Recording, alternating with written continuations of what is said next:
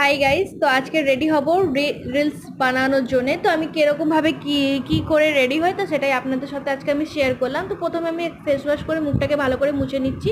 মোছার পর এখন আমি ভালো করে চুলটা বেঁধে নিয়ে লিপ বামটা লাগিয়ে নিচ্ছি ঠোঁটের মধ্যে। তো ভালো করে ঠোঁটের মধ্যে লিপ বাম লাগিয়ে আমি ময়শ্চারাইজার লাগিয়ে নিচ্ছি। তারপর আমি ইউজ করব ফাউন্ডেশন, যেটা আমি ব্লু হেভেনের ইউজ করি গাইস। তো ব্লু হেভেনের আমার ফাউন্ডেশন লাগানো এখানে কমপ্লিট হয়ে গেছে।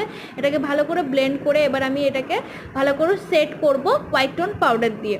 আর হোয়াইট টোন পাউডার দিয়ে আমার এখানে ভালো করে আমি এখানে দেখবেন সেট করব। সেট করার পর আমি করব এবার আই মেকআপ।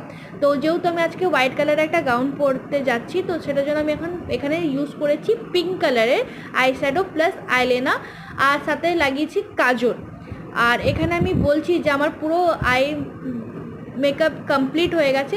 আর আজকে আপনারা শর্টসে দেখতেই পেরেছেন যে লিপস্টিকটা আমি অর্ডার করেছিলাম মিশোর থেকে, সেটাই আজকে আমি ইউজ করেছি। আর এটাই হলো আমার ফাইনাল লুক। আর আপনারা নিশ্চয়ই ভাববেন যে উপর থেকে এই জ্যাকেটটা কেন পরেছে।